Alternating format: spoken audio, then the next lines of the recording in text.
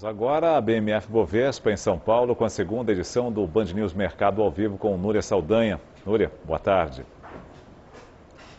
Olá, boa tarde. O Band News Mercado segunda edição está no ar com as principais notícias econômicas mundiais.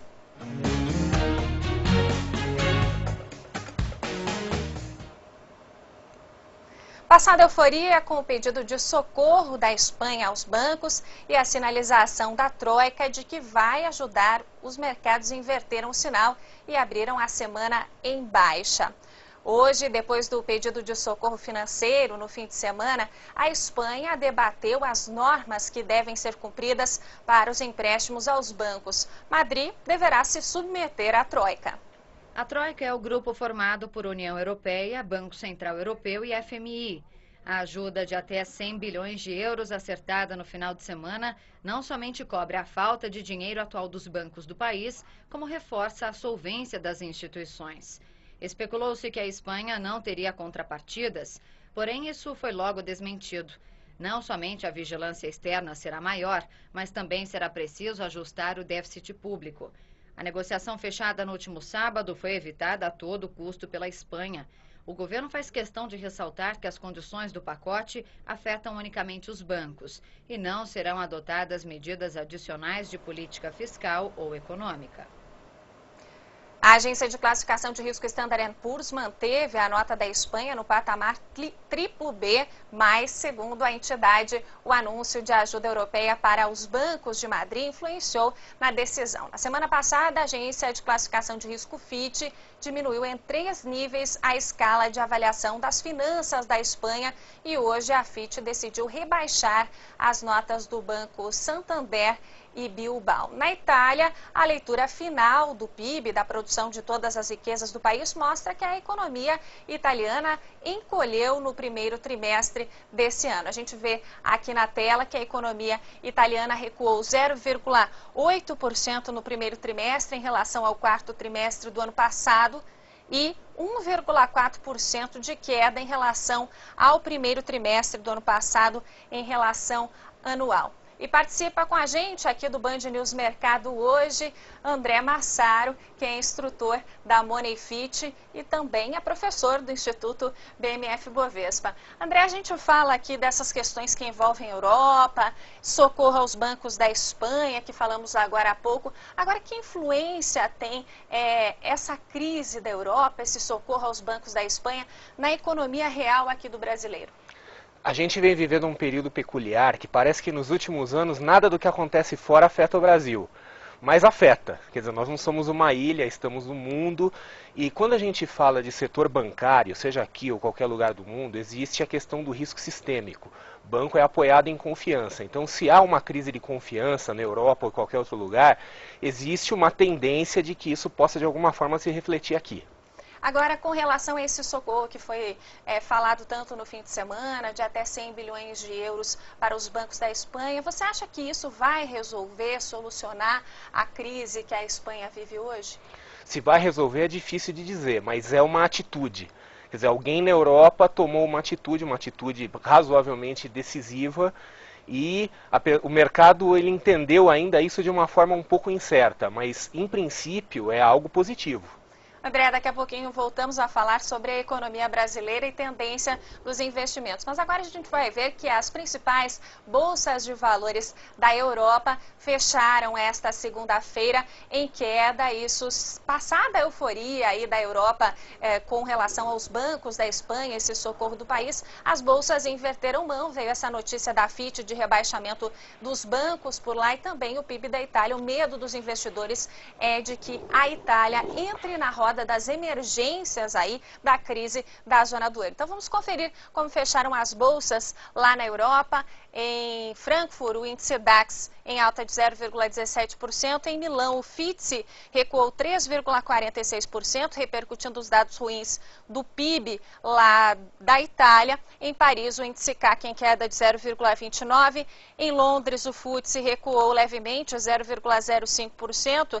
E em Madrid, o índice IBEX 35 registrou queda de 0,54%. Aqui no Brasil, a qualidade de crédito das empresas do país enfraqueceu, segundo o relatório divulgado pela agência de classificação de risco Moody's.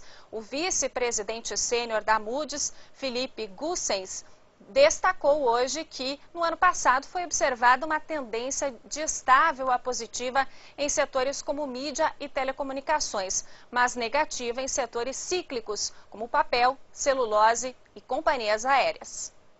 O índice geral de preços do mercado desacelerou para 0,68% na primeira prévia de junho, informou a Fundação Getúlio Vargas. Entre os componentes do IGPM, o índice de preços ao produtor amplo teve alta de 0,64%. O índice de preços ao consumidor avançou 0,19% e o índice nacional de custo da construção ficou em 1,99%. O IGPM serve como referência para o reajuste da maioria dos contratos dos aluguéis, tarifas públicas e planos de saúde. Em 12 meses, o indicador acumula alta de 5,16%.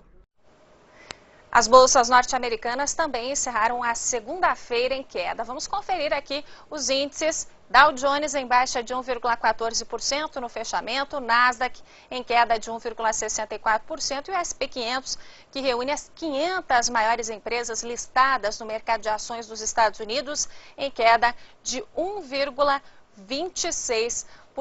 E a gente volta a conversar aqui com André Massaro, que é instrutor da Moneyfit e também é professor da BMF Bovespa. A gente vê aqui, André, que na pesquisa Focus do Banco Central divulgada hoje, o PIB recuou de 2,72 para 2,53. IPCA de 5,15 para 5,13. A Selic foi mantida em 8% e o câmbio a R$ 1,90. Com Selic a 8%, quer dizer, com PIB mais baixo e inflação mais baixa, a tendência de juros mais baixos aqui no Brasil.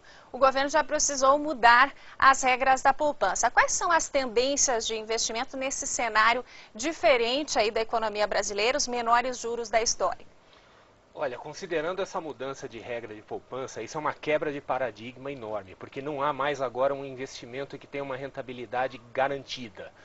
E isso, em algum momento, vai acabar obrigando as pessoas a buscar alternativas, ou opções mais agressivas, talvez, mesmo dentro do universo de renda fixa, ou até mesmo flertando um pouco mais com o universo da renda variável. E quais são as alternativas que o brasileiro tem de um investimento seguro e que renda mais, que tenha uma rentabilidade boa?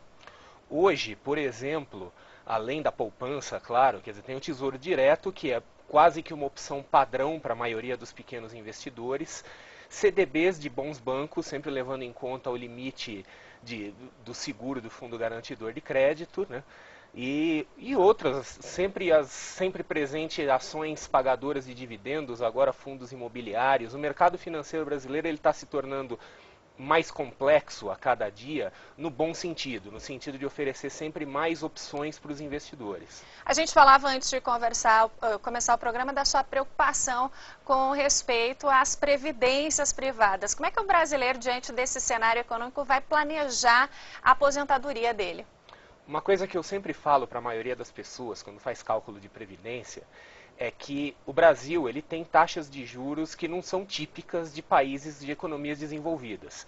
E aparentemente nós estamos caminhando para essa realidade de economia desenvolvida. Então quem está fazendo um planejamento de longo prazo, seja para 10, 20, 30 anos, a recomendação é que não faça isso com as atuais taxas brasileiras, e sim com as taxas que correntemente se usam em economias desenvolvidas. E vai ver que o resultado é bem diferente. A pessoa vai chegar à conclusão de que talvez ela tenha que trabalhar mais, poupar mais, trabalhar por mais tempo e ter uma aposentadoria que talvez não seja exatamente aquela que ela estava planejando. Tem que ser mais conservador na conta. Mudou o cenário mesmo da economia brasileira. Sim, mudou bastante e os efeitos no longo prazo são imprevisíveis.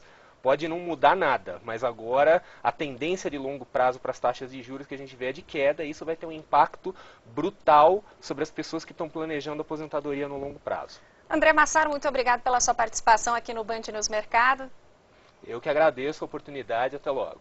Até logo, a gente vai falar agora do fechamento do mercado brasileiro de ações. Hoje o Ibovespa abriu em alta, chegou a registrar ganhos de mais de 1%, mas acabou invertendo o sinal, acompanhando o movimento dos mercados lá no exterior. A gente vê aqui o Ibovespa à vista, em queda de 0,79% no fechamento, com 54 mil pontos, 54.001 pontos. O giro financeiro foi de 5,4 bilhões de reais. Vamos ver as maiores altas da Bolsa Brasileira hoje. Gafisa subiu 8,46%, Uzi Minas em alta de 4,82% e Localiza subiu 4,02%. Agora as maiores quedas do Ibovespa, o OGX Petróleo recuou 7,39%, Light queda de 4,48% e a Fibria em queda de 4,03%.